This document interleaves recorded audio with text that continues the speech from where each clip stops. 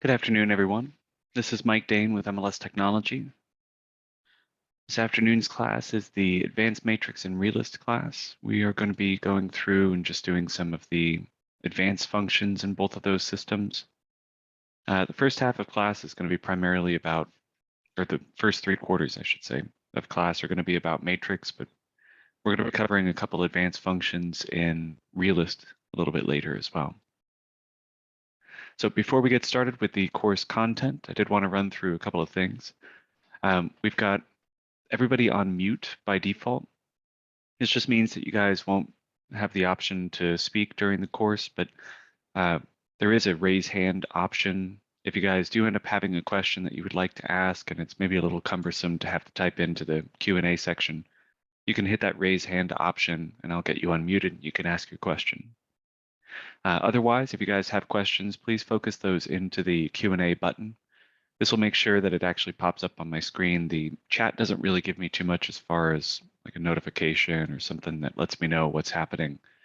But if you guys have anything else that you would like to add to the webinar, commentary, anecdotes, whatever the case may be, just focus those into the chat section. So again, Q&A should be where you put any questions, chat for anything that's not a question.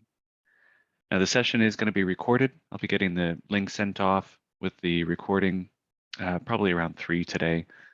Same thing goes with this morning's class. The recording should be done by now, so we're just going to get it uploaded and send it off. Now if you do end up having any audio or video issues during the course, please let me know immediately. Post it in the chat, Q&A, hit the raise hand button, or worst case scenario, if you guys get disconnected, get in contact with our service desk as quickly as possible. Since this is a CE credit class, I want to make sure that everybody's eligible for that class, for the CE. If you guys have some kind of technical issues that are preventing you from getting the credit, we want to make sure that we try and nip that in the bud as quickly as possible. Also, if you are having some kind of glitching or technical problems, there's always a chance that somebody else might be experiencing the same thing. So post it in the chat, Q&A, hit that raise hand button as soon as you guys start experiencing problems. Now, additionally, we're going to have the attendance for today's for the afternoon class, for the afternoon class sent off to our education director pretty promptly after class is over. If you guys don't end up seeing that credit get applied to your OREC license, just get in contact with our education director, Tiffany Valines. She's typically sending that stuff off really quickly. I've noticed that there was maybe one class that got delayed recently, but beyond that, we should be getting that stuff sent off, and you should see that applied before the end of the month. All right. Now, as far as the buttons that you guys are going to be using to interact today, all of these should be appearing at the bottom of your screen. We've got the chat function for any commentary you'd like to add, Q&A for any questions, and again, that raise hand option if you would like to ask a question with your voice. Additionally, if you guys are joining us on a mobile device, you may notice that those buttons are not down at the bottom of the screen. You just need to tap the screen and they should appear. Again, raise hand for any questions with your voice, chat and Q&A still serve the same function. All right. Beyond that, if you guys do end up having any questions or problems after class is over, or if there's some kind of glitch that's causing you not to be able to interact with the webinar, get in contact with our service desk. There's our contact information on the screen right now. And we're going to go ahead and get started with the course in just a few seconds here. I'm going to go ahead and launch our poll. Now, the poll that I'm going to be launching here This is actually going to be used to justify the CE credit. So please make sure that everybody in this webinar that wants to receive CE credit participates in the poll. So it's fairly simple questions. Are you new to real estate? Have you used or have you attended the basic matrix class? Have you attended the basic realist class?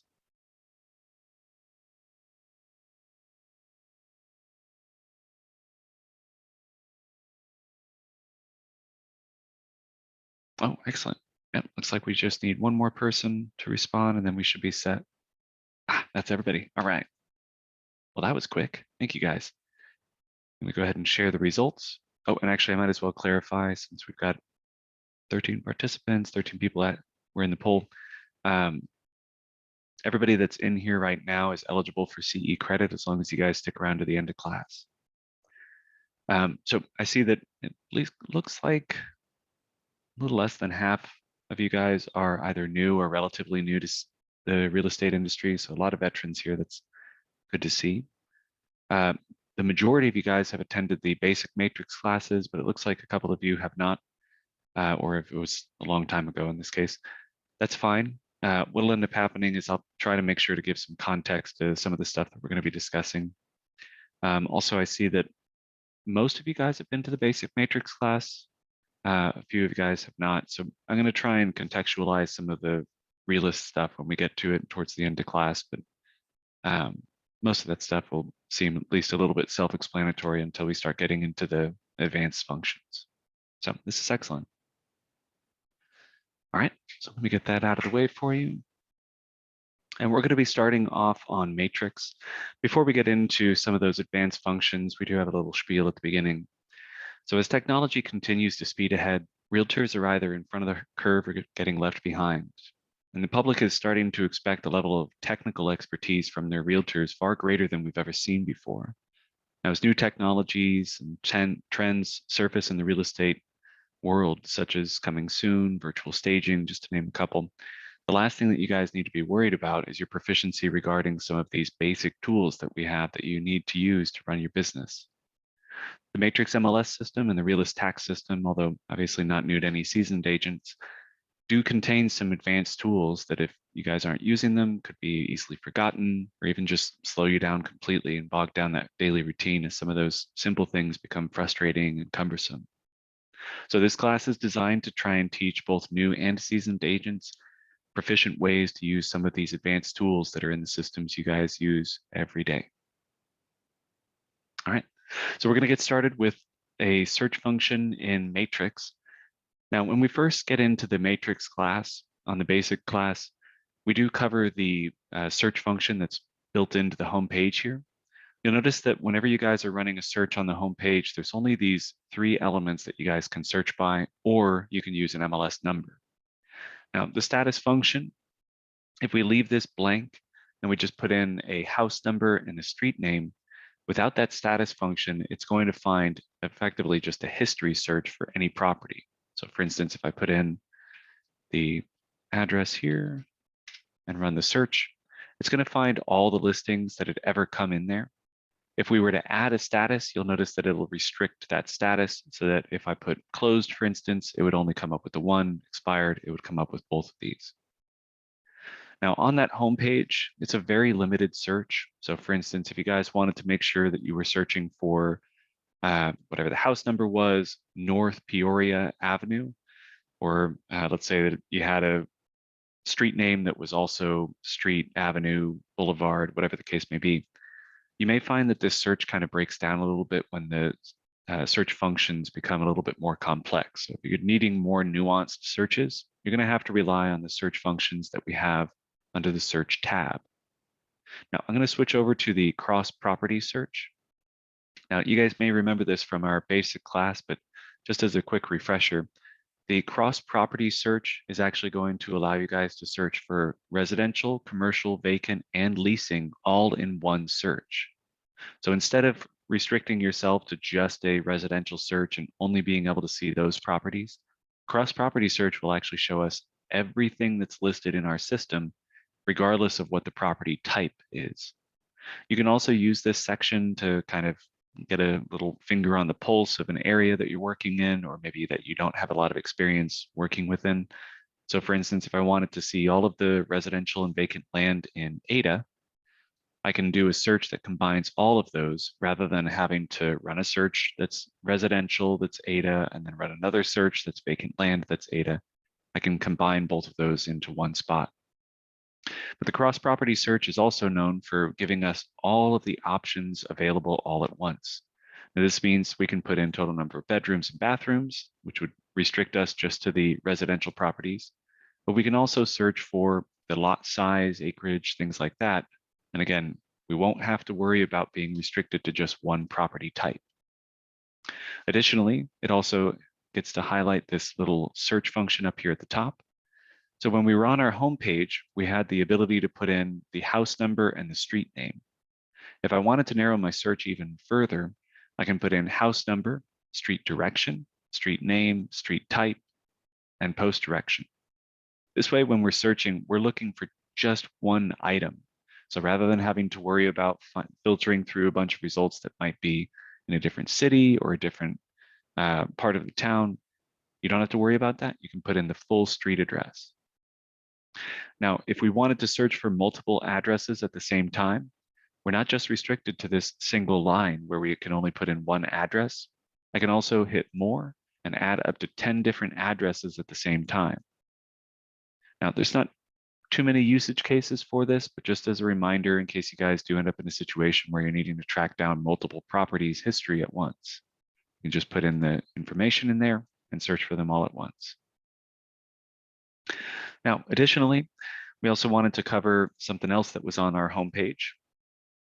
So when you're on your homepage, you should have a hot sheets section and a market watch. And just in case you guys missed our basic MLS or basic matrix class, if you guys did ever hit the X on either of these, you may find that they're underneath your additional widget. Now the additional widget can be collapsed. It's that little arrow there. So if you guys are still not finding the hot sheets and the market watch, just expand that section and you can click and drag to replace it back onto the screen so that you can actually have that take up some space on there. But anytime you get rid of something by hitting that X, it'll still stay on there. It's just going to be kind of tucked away underneath the additional section. But the hot sheets, we'll just start there. It's going to have a couple that are built in by the system. So we've got the residential, commercial, land, lease, and cross property. And again, those match the same property types that we normally have, including the cross property, which allows us to see everything all at once. Now, each of these is going to show us a pretty big variety of different statuses. It's always going to oblige whatever the time frame is. So if I have 7 days here and I click on land, what that's going to do is it's going to gather all of the properties that have had any changes whatsoever in the last 7 days. Now it's going to categorize it in a specific order, but we'll just take a quick perusal of this. I'm going to set this to 100 instead. So that limits how many pages I'm going to end up seeing. We've got all of our new listings that start us off. We can see there's 100 new listings, probably way more than that. Oh my gosh, 200 new listings. Hey, here we go. We got some that are back on market. So they went from P, which is indicating it was pending, to A, which is active. We've got a couple properties that were withdrawn, expired, and then went back to active. We've got some that did a price decrease, smaller number that did a price increase, pending. So as you can see, this could give you guys effectively that finger on the pulse that I mentioned earlier, showing you all the properties that are changing hands. But you may end up noticing that there's some properties on here that, I mean, unless you're just trying to keep track of what exactly is happening in the area and you want to know if something closed or not, this might not be relevant, especially if you're primarily working with buyers. So we do have the option to, instead of just obliging whatever the system defaults are, which is just going to show us everything. So this would be the land across the entire MLS, meaning you might be seeing things that are out in the Panhandle combined with things that are down in Broken Arrow, along with stuff that's up in Bartlesville. It's not going to have a particularly finite amount of listings. It's just going to show everything that's in our system. Now, what I might suggest doing instead is using this customize option down here at the very bottom. Now, the customize isn't going to be related to the time frame. This is something you change independent of it. But let's say that I wanted to customize some of these hot sheets to be a little bit more practical for what I'm using. We can either take one of the system defaults. So like if I wanted to take the residential and narrow it down to some specific criteria, we go over to the right, hit edit criteria, and we can actually select from the change list which of the items we would actually like to see. So for instance, if I only wanted to see the things that are active, I'm going to hold down Control, or if you guys are on a Mac, hit Command, and then select all of the items that I'm interested in. And that way, instead of seeing stuff that's gone pending, which, maybe my buyer's not going to be able to put a bid on that, closed stuff is obviously going to be off the market, same with lease. But this way I can see all of the properties that are residential that have had these specific changes. And I can even further narrow down my focus. So instead I can put in maybe specific cities that I wanted to use, or even just put in a specific county. So for instance, if I wanted to get all of the ADA information, put in Pontotoc County, hit save. And this time when I go into my residential hot sheet for the last 7 days, it's only going to show me any of the changes that had occurred in that particular county that match my particular selections of the change types. So I'm only seeing new listings, back on market, price decrease, or price increase. So don't have to worry about seeing anything that's closed. This way I can just kind of keep track of what's happening and see if there's anything new that any of my clients might be interested in. Now, it's important to recognize that when I ended up making that change, I changed the system default.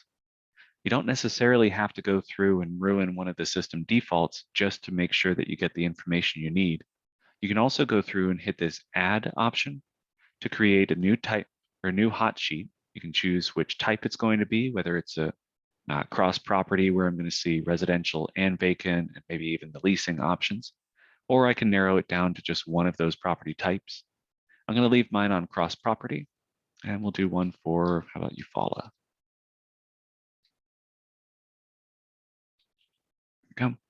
Hit save. Now this is going to have no criteria built into it by default. So I'm still going to have to go over to this edit criteria option and make sure that you're selecting the right one when you hit edit criteria. And then I'm going to narrow it down to just residential. Hold down Control, again, or Command on Mac.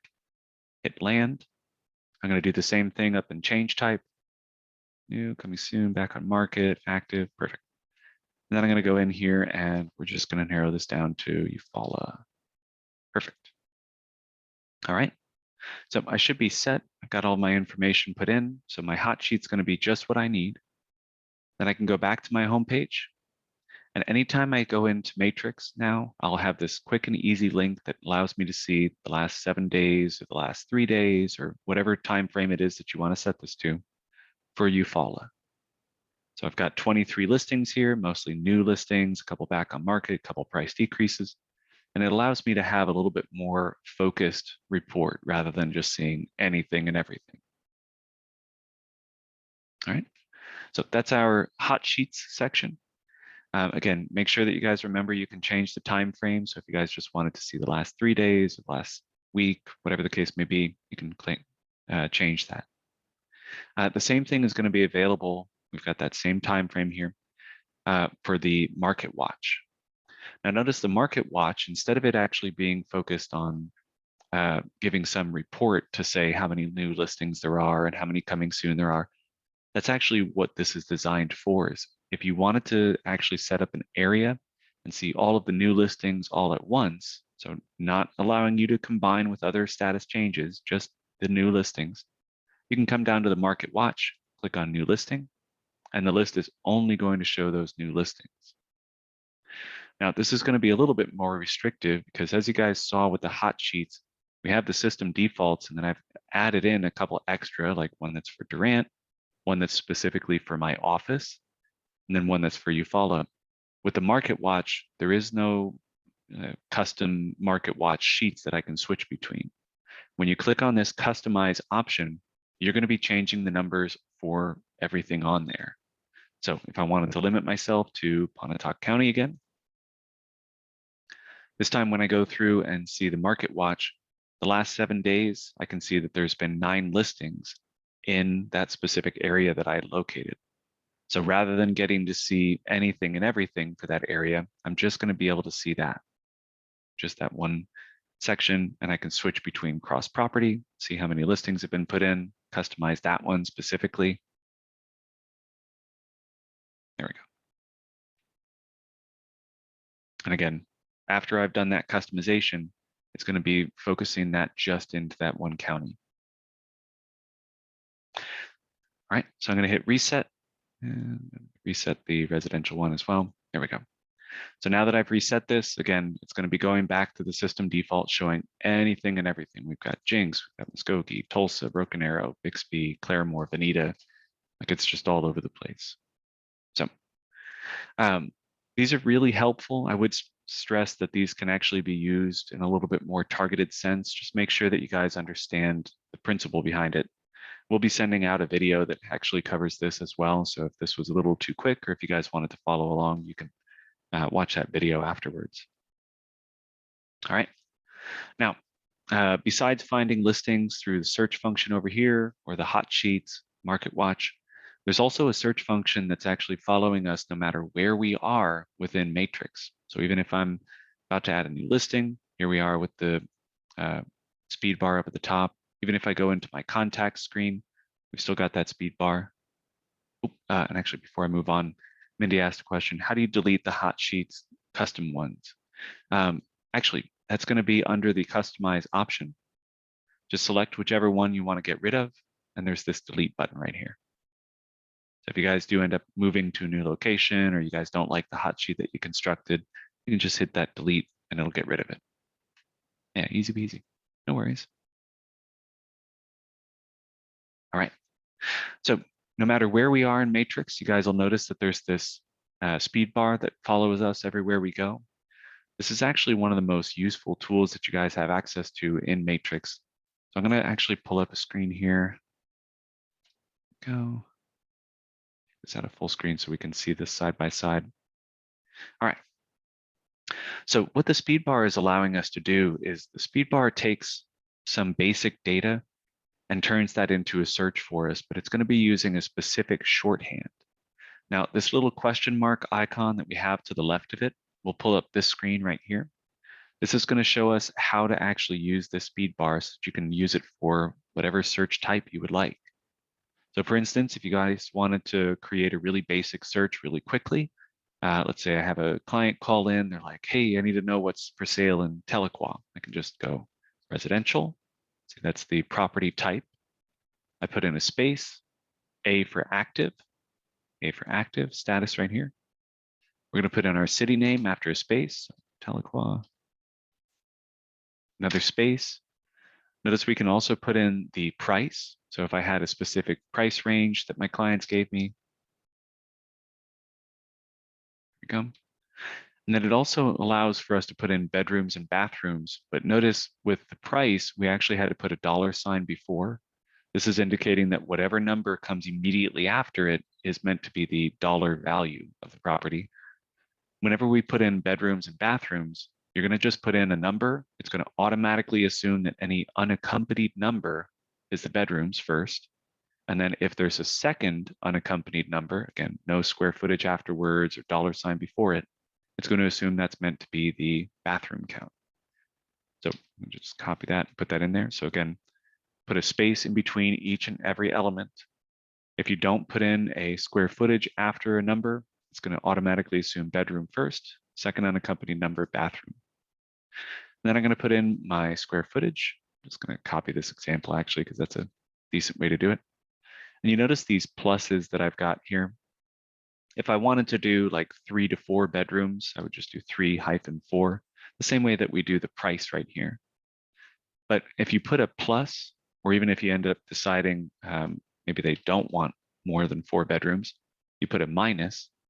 But the plus and minus will allow you guys to expand your search without having to limit yourself to a specific range. So if I just wanted to do anything over $250,000, I put that. Anything under $250,000, like if they had a hardline budget. So those plus and minuses can come in very handy. But after I've put in just some basic details, again, spaces in between each thing, I hit enter, and it, oh, well, Look at how lucky that is. Hey, I found your dream home. We click on the link and we see that we've got number of bedrooms, number of bathrooms. Everything is matching the criteria that we put in here. Over 200 or 2,000 square feet. So it's a really easy way to construct a search quickly. But I'll be honest, oftentimes when you guys are using that, you can just put in, if I wanted to check for Eufaula, residential, active, Eufaula, and I've got 38 results. So even without putting in any of the other criteria, not all of this is required, obviously. You can just put in basic information, put in a dollar value, and run the search with that. Oh, and Courtney asked, can you place multiple cities within the shorthand search? No, but we do have the option to put in the counties. If I remember correctly, I think the counties actually all caps the first three letters. Ada. Yeah, there you go. So what this has done is it says PON. It's going to assume any all caps county names will automatically be checked. Let me see. I think what's another example? WAG, I think is another one. Yeah, here we go. Wagner County. So not multiple cities, but you can at least restrict yourself to a specific county if you'd like. If you do end up wanting to do multiple cities, though, that's when you might need to just rely on a full search. But if you would like to have a quick search that starts off with one city, that'd be easy as well. So like, let's say I wanted to do Grove, but then I also wanted to include some of the nearby cities. I can run the search, see how many properties are nearby, and then go back to the criteria to actually add in more information. So if I wanted to do Grove and then also Claremore, or whatever the case may be, then we can go back to our results and see it. Oh, that was my mistake. I think I didn't. Claremore, Grove. There we go. Now we got both. Well, this is actually seeming to indicate that it does allow us to do it. How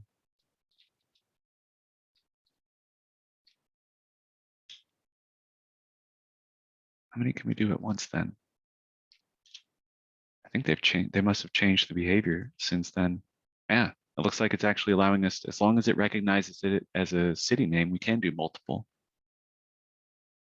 Well, I just learned something. I don't remember seeing that before, so this is good news. I think that same thing happened earlier today in Realist. They had changed a specific behavior that I think I probably requested it like 2 or 3 years ago when they were going through and redesigning the interface. And I was just like, can we just change this one thing? And they did and didn't tell me. That's okay. All right.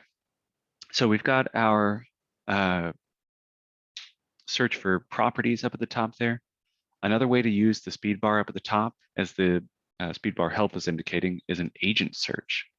I'll be honest, I occasionally will end up doing the property searches, but the most common thing that at least us on the service desk will end up using it for is the agent search. So for instance, if I ended up wanting to find out about a specific person, I can just do AG space, first name, last name. As soon as you run the search, it'll automatically try and narrow it down to that individual. You don't even have to put in their full name. So for instance, if I put in ETH long, so I'm leaving off the last letter of both of those words, it'll still end up tracking them down. This could be especially important if you end up having somebody that gets in contact with you and she was like, oh, my name is Brenda, and you don't remember exactly what her last name was. Hit enter. It'll automatically check, oh, wait, I see that you're doing an agent search, but you've only put in one word. Would you like me to search that as the first name or search that as the last name? So I can put Brenda, find the person that I was looking for, and I'll be good to go. This also works if you guys are doing the search in residential areas. So like, let's say I wanted to do residential active in Ada. If there's another city name that maybe could automatically be used, we can switch between Ada and Adair just to make sure that it's verifying which one you actually meant. And then finally, there is also an office search. So for instance, if we wanted to search for an office, searching for solid rock, but don't remember which office they were located out of, you can run that office search and then just click on each of the offices and you can see our office agents. When you end up finding somebody that you meant to reach out to, you can also click on their name. And there's even a button here for My Active Listings, which allows us to see any of the listings that that individual has. So in case maybe somebody had mentioned something, they didn't give you quite enough information for you to be able to just jump right into the listing, you can still use that office search, the agent search, to find the exact listing that they had called about. All right. So next, let's talk about something that isn't necessarily going to be a particularly commonly used function, but I think it's helpful nonetheless, especially for those of you guys who run the quick CMAs. I'm going to switch over now to a quick residential search. So instead of allowing the speed bar to construct my search, trying to do that search from the homepage, we're going to get into a residential search. And let's do, what's a good city for us to use? Why not Durant? All right, so we'll do Durant. I've got 32 matches. When I get to my results, again, it's going to show up here in the speed bar what my search actually boiled down to. If I had added in criteria that didn't work in the speed bar, it'll just say plus additional options over here. So like if I added in, say, no pools, for instance. When I go to my results, it'll say include other data. If I uncheck that, run the search again, it'll go back to that same 32 count. So if you guys want to learn how to use the speed bar really quick and easy, just run your searches like you normally would through the basic search functions, and then check what's showing up in the speed bar up at the top. If I'm being honest, that's literally how I learned how to use the speed bar.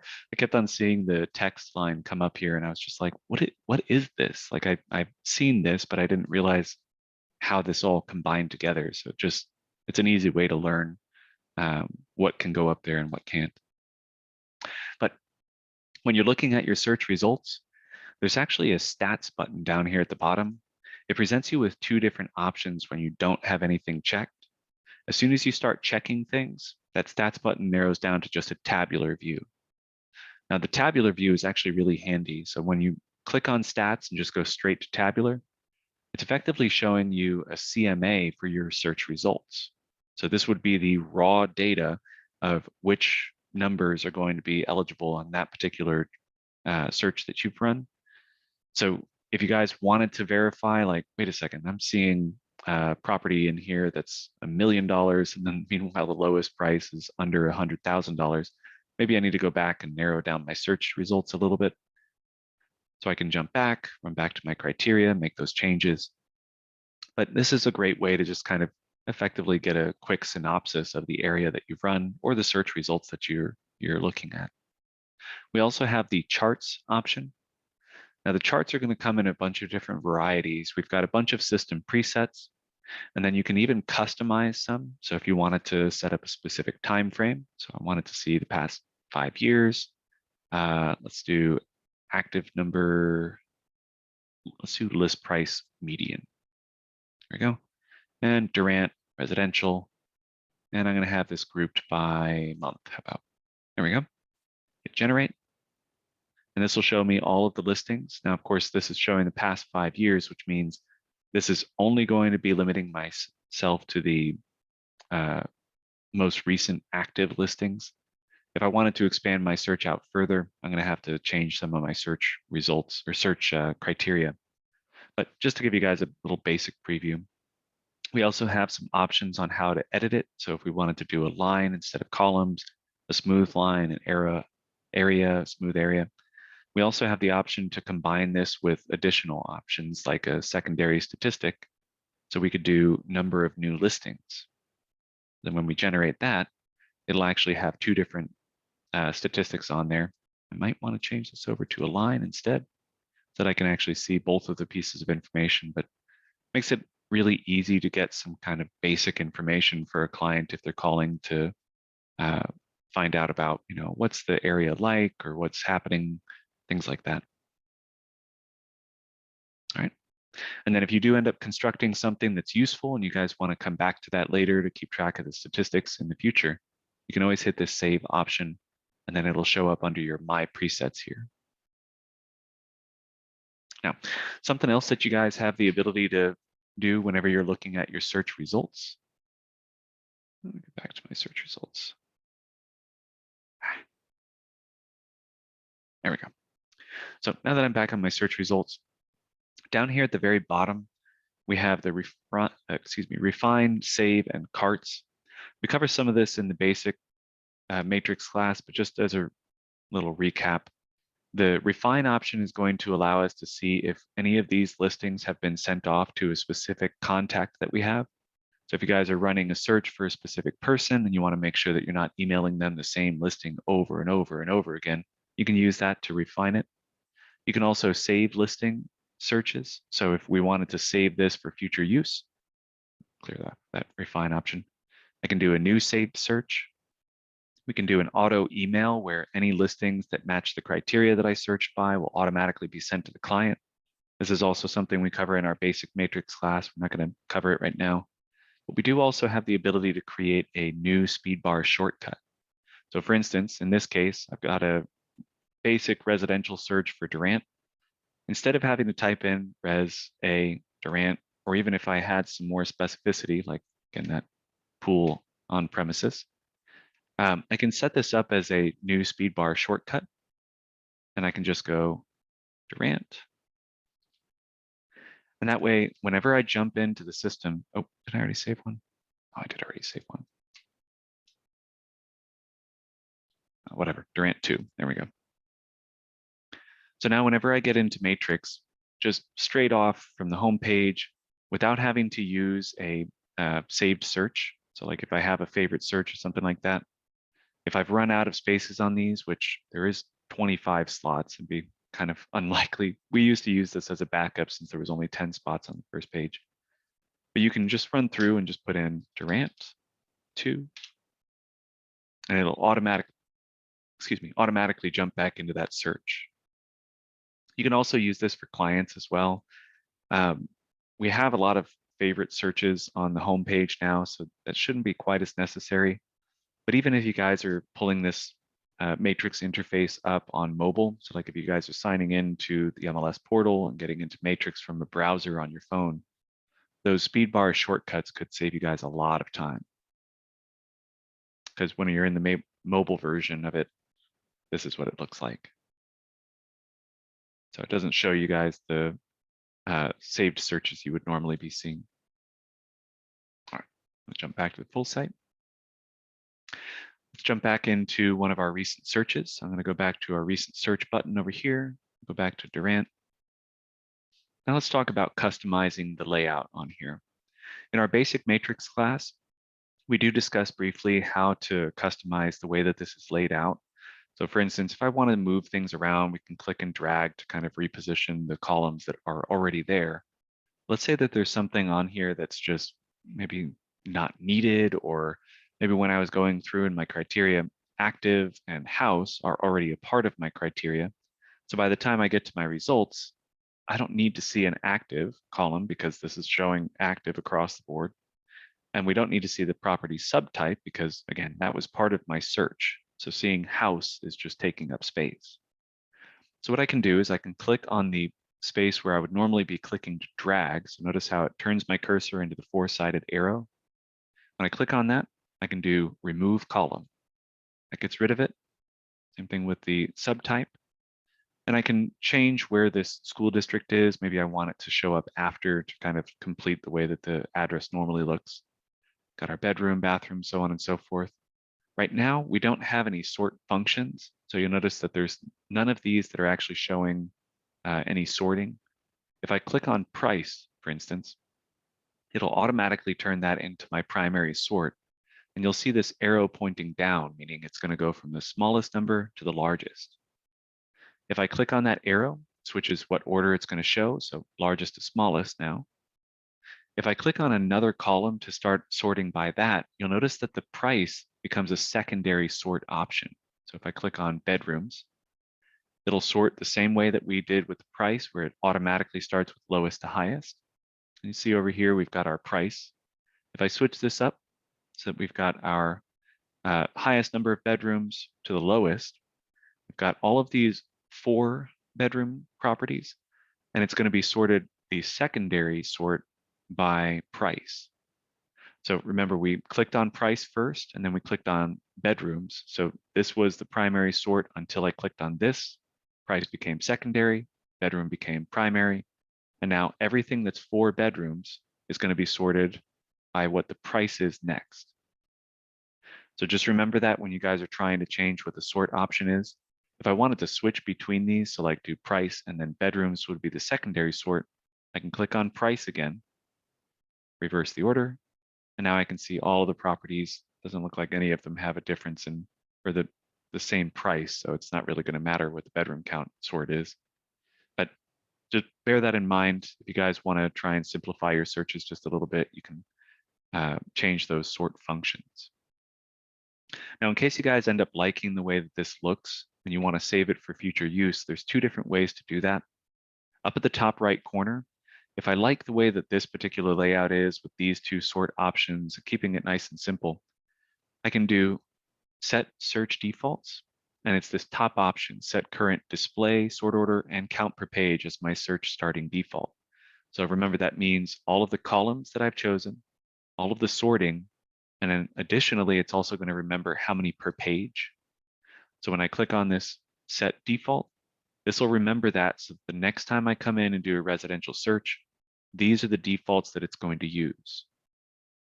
Now, the good news is that these search defaults are done on a search by search basis. So if you guys are using the residential search, this is the way that the search results will appear. If I go into the vacant land search, run a similar search, let's say I just grab Ada real quick, go to my results, you'll notice that it has a different set of criteria that it shows up here at the top. So this is where I'm going to have to make changes for this particular property type so that I can go back to, whatever it is that I'm interested in actually showing on this page. And in fact, if I'm not mistaken, I think this is already customized. No, it's not. This is actually the default for the vacant land. But if I go back to the residential side,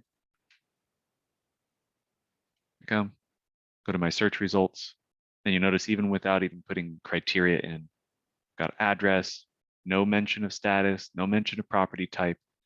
So that could shoot me in the foot a little bit here and there if you guys end up having a default that's set that's not allowing you to see something that might be crucial, like the house. If I put house back on, now all of a sudden I've got 200 less results because I'm not seeing that column. I might not realize that that's an apartment or a condo or something like that. Not an apartment, anyway. Now, in addition to setting just a system default, which again is just going to appear no matter when you guys are searching for something under residential, we do have the option to set up customized displays. It's actually going to be this manage display option. So let's say that I wanted to save this as a simple, save a copy. And now whenever I come in here, I can have my system search defaults, which means that it'll show the status and the property subtype and the price as the tertiary sort, school district status. All of those are going back to the same system defaults. And then if I want to switch back to that simple layout that I had, I can go up to the top under display.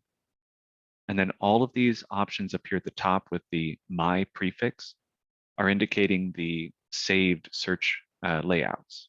So if I click on my simple, it gets rid of those 2 extra columns. It changes what my sort is, and it'll put back my count per page. Now, as you can see, I've actually got a couple extra ones up top here.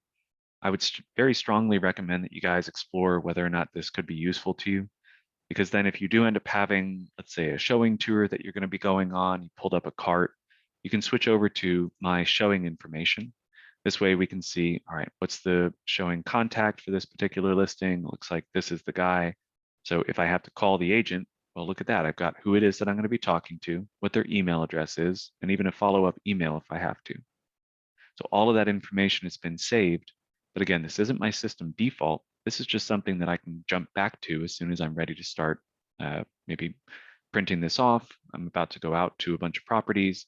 you can customize all of those and set them up for future use. So uh, I think these are probably one of the underutilized tools that I think everybody could get some practical value out of. Strongly recommend that you guys play with customizing them. And again, if you do end up creating something that you don't like, so for instance, if I have sub, agent, and phone, and you know what, I don't end up using this too often. When you land on that particular prefix or preset, go over to Manage Display, and you can click on Delete, and it'll get rid of that option. There we go. Now, it's also worth mentioning, whenever you guys customize those, you also have the option to email or print those. So for instance, when I go to the print option, you can see all of my prefix options up at the top here. So I can actually send this off as a PDF, and that way the client can actually see, what it is that I had saved for them in a simplified manner so that you guys aren't sending a ton of information that they aren't interested in. All right. Oh, and actually, additionally, just in case you guys ever need to like just mass delete a bunch of these, because I obviously have some spares on here. If I go up to the top underneath where it has my name, there's a drop down to the right. We go to settings, and there's custom displays here. This will show you all of your custom displays so that you can quickly jump into one of those and delete it, or add a new one from scratch, which I typically don't recommend, but it's an option if you would like. And actually, speaking of which, this is one of the last things that we'll mention about Matrix. But if you guys do end up getting to the point where you're, oh, actually, you know what? We are a little behind on schedule. That's my fault. We're going to go ahead and move over to Realist. So for our segue to Realist, in case you guys hadn't been made aware of this, this actually was added a couple years ago, but I don't think we had a lot of fanfare about it at the time. But there is a public record search that was added into Matrix, which allows you guys to do the tax record searches directly through Matrix. What that means is that instead of having to switch over to the Realist tax system to do searches for tax results, you can actually run a tax search. This is exclusively searching within the county assessor's office information that's fed to Realist, but you're getting it in a Matrix interface. Now, same thing from before. We can search for multiple properties at a time. This only allows us to search for 5, not that 10 that we saw when we were looking for the listing search. But still, basic principles apply. So I'm going to put in just 2 pieces of information. That's all that I need to find my one match. Or maybe there's something else that I need to put in if it's on a, road that goes north and south in the city, like Peoria was the example from Realist earlier today. But if you have something that's stretching throughout the city, you may end up wanting to put in that pre-directional, post-directional. But as long as you find that one match, you can go to your results. Just like we see with listing searches, if you want to learn more about that particular property, the same way that we would want to learn more about the listing, you click on the listing number, which is on the far left. And in the tax search, you just click on the parcel number instead. When you do a tax search, it's going to come up with the tabs up at the top, just like if we were looking at a listing. The first one being the tax record information. And we've got last listing, which shows us the immediate previous listing and what its status was, who it was that sold it, et cetera, et cetera. We can see any of the photos from that old listing, as well as any of the history from the listings or even the tax records themselves. So it makes it really easy to kind of just stay in one system. In fact, actually in our CMAs and Matrix class, which I think is actually coming up soon, if I'm not mistaken. Is that next week? Yes, yeah. Same time next Wednesday, 1 to 2, we have the CMAs and Matrix class. If you guys are interested in that, it's a 1-hour elective CE credit class. But since the addition of the tax record search in Matrix, you actually literally don't have to leave Matrix at all in the process of running a CMA. So just as an aside. But let's say that we do end up deciding that we want to run things in Realist instead. I'm going to switch over to Realist. Click on the Realist tax button up here at the top. There we go. So in our basic class, just to give a little refresher, We mentioned that you guys can change the county up at the top left here. Holding your cursor over that, whether there's one county or multiple, will show the recording date. That's indicating when it was that we last got fresh information from the county. So for instance, here for Tulsa, the last time we got fresh data was on the 7th. Same thing goes for Washington County, which is where Bartlesville is. We've got the 7th. The information that you guys can search on this quick search is pretty open-ended for the address field and the MLS field, but the rest of it's going to be based on the counties that you have selected. So make sure that you have the correct counties selected. And if you guys need a more deep search, you can always go into this My Search function. This is where you guys can actually customize this further. So if the criteria that are built into the quick search or built into any of the system defaults that we have are not sufficient for what you're trying to find, you can always click on this Customize Search option and use this to create a search that includes the information that you're interested in. So like if you needed to get the pre-directional and post-directional, you can just check those checkboxes and it'll automatically convert this into a custom search with all of the pre-built criteria that you might actually find you may need. So strongly recommend that you guys at least customize this a little bit just to ensure that you guys are getting the most out of what the tool can do. So customize that, got my pre-direction, my street name, post-direction built in now. But we also have the ability to customize our table as well. So for instance, if you guys do end up having maybe some specific way that you want the search results to show, what you can do is actually run your search. Okay, I'm just going to grab this one area here.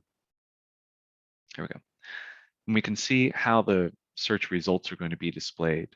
If you wanted to have, let's say, the owner's information before the address, we can go to this Customize Table option and then do Show Hide Columns. This allows us to see all of the different attributes that can be displayed for each and every listing. Now, this does limit us to only 30 different options because, again, it's a grid, a gigantic spreadsheet, effectively, of all of the different things that you can see. Doing all 30, the likelihood is that anything that's at the back end of this is probably not going to get a lot of attention.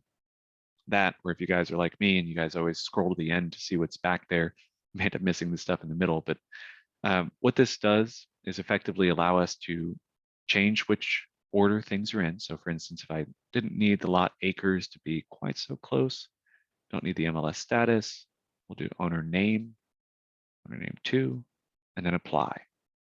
So I got rid of something. I can also uncheck checkboxes if I wanted to do it that way. Now that I've got this all set up the way that I would like, hit apply, and it'll redo the order so that I can see owner name, address, city, zip, county. Now this doesn't really change too much, but if you guys do want to export something, so if you guys are doing a mail merge, or maybe you guys need to do some flyers, or if you maybe just want to get the raw data from a specific area, there is an export function down here at the bottom. The quick export is going to use whatever the settings are that we just used on this customized table. So even though that seemed like a recap for those of you guys from the Realist class, that's part of the reason we want to mention this, is that whatever order you put in here is going to be the quick export option. So when I click quick export, it's going to show all of those 19 options. Remember, we just saw 19, and it's going to export that out. Now, it's important to notice when we get into this export function, and even when we get to the labels option, what this is actually showing us is that we have a specific allotment of how many exports we can do. So there's a pretty valid reason for this. Obviously, we don't want somebody to just go through and mine an entire county worth of information. I mean, effectively, that'd just be a snapshot of it anyway, but we also don't want people to try and spam this into creating way too many flyers and starting to do things that are borderline illegal. So we have a limit that's set. Now, occasionally we do notice that there's some office admins or maybe some people that are in charge of marketing for an office where they'll be using this very frequently. If you guys do end up capping out because you're the lightning rod for all of the Realist exports in the office, just let us know. We can increase that number if need be. We usually just need a decent justification for it. But if we don't like the export the way that we have it here, we also have the option to do a customized export. This is going to look like a very familiar screen. We've already seen it twice during the customized search and the customize of my uh, search results layout. Here we have all of our categories on the left, all of our attributes in the center, and then over here we've got all of our selected attributes. Now, in this case, instead of it being, relatively short list of different things that we can search by, or an even shorter list for the things that we can display on the search results, this is actually showing us all 158 fields for anything and everything that Realist can display about the tax records. So realistically speaking, you may not end up needing to show all of the details, but if you do find yourself needing to get a vast majority of the details put onto one spreadsheet or whatever the case may be, you can get all of them at once. Now, the good news is, as you guys can see here, I've got 5 listings that are currently selected. When I actually go to export this, it's going to be showing me only 5. So it doesn't matter. Notice it's not making any changes to how many exports I'm doing. This is based purely on the properties that you're sending off to be exported. So no matter how many pieces of information you're actually including on that export, it's not going to change how many exports you're using.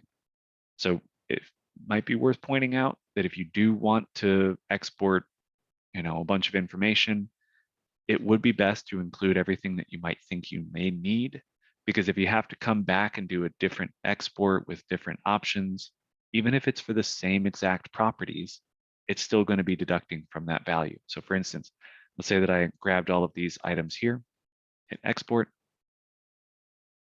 It gives me a little Excel spreadsheet to work with. It's actually a CSV file, so you can work with anything that you guys have that opens spreadsheets. So here's all my information. I can turn this into a mail merge if I wanted to or whatever. But if I go back with the exact same results, so all of the 5 listings that it'll actually export from here, go to customize export. Doesn't matter. Actually, in this case, it looks like I've got even more properties that I'm going to be exporting, but yeah, it doesn't matter if you guys are using the same exact properties that you did before. It's not going to change how many it deducts. Each export is going to be valued. Okay. Same thing goes with our labels. When I go into print off the labels for this, you'll notice down here at the bottom, it's already got the deduction of the 5 that I did originally. And now this is just going to deduct it even further. All right. 5. Oh, it just keeps on adding on the number.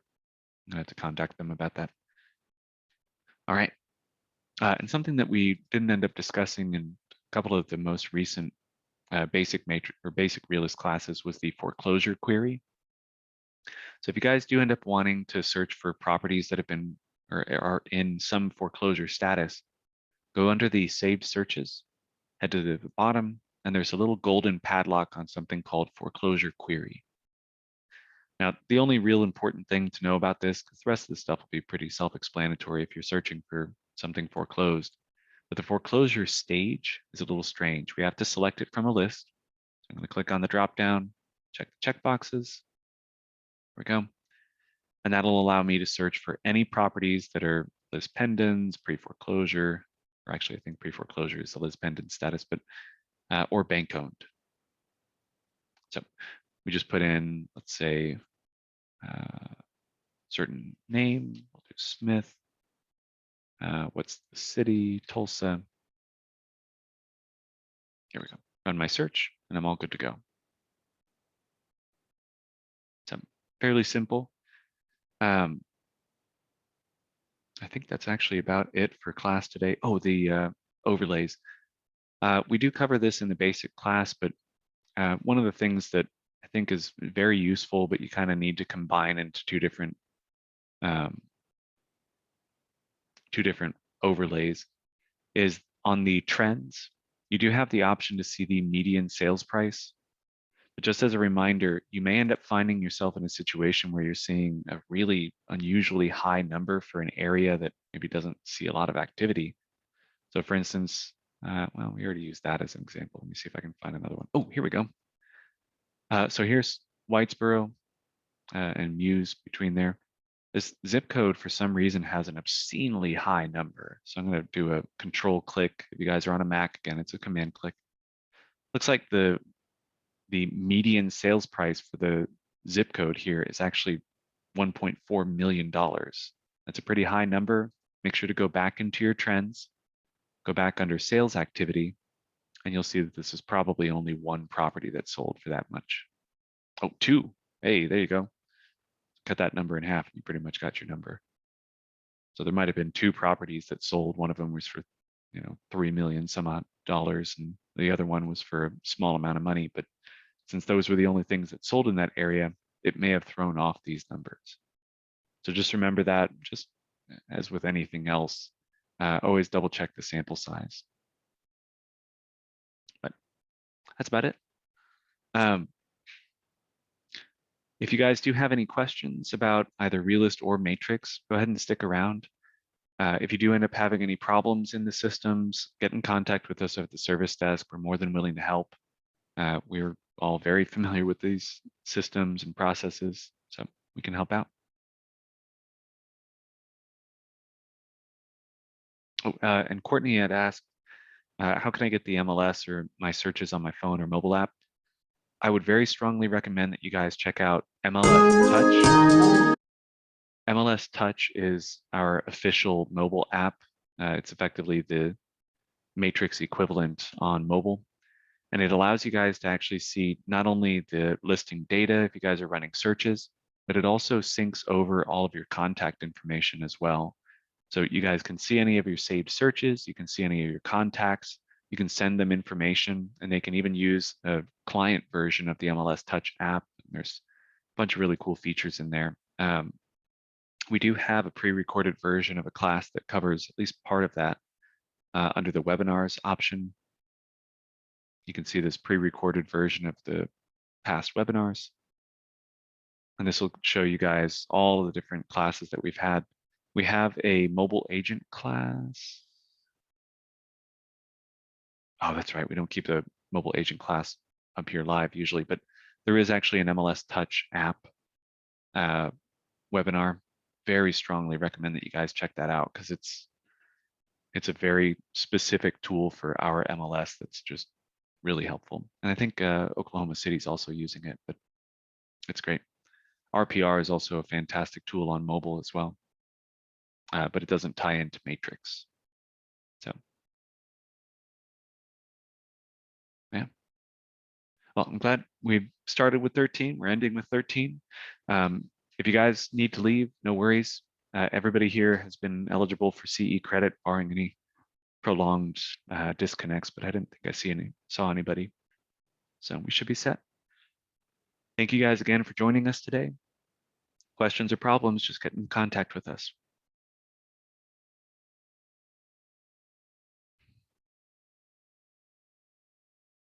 So I'm going to leave the session running for another minute here. Again, if you guys have any questions, go ahead and let me know. But otherwise, stay safe, keep wearing masks, social distancing.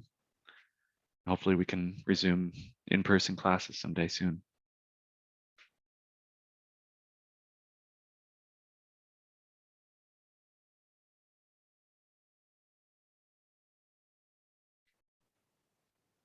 Oh, thank you, Anne. And Donna, Elena, or Elena, excuse me.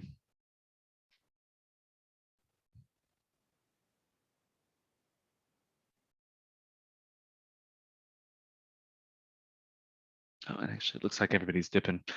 Again, if you guys have any problems or questions, just reach out to us. We will see you guys in future classes. Have a good one.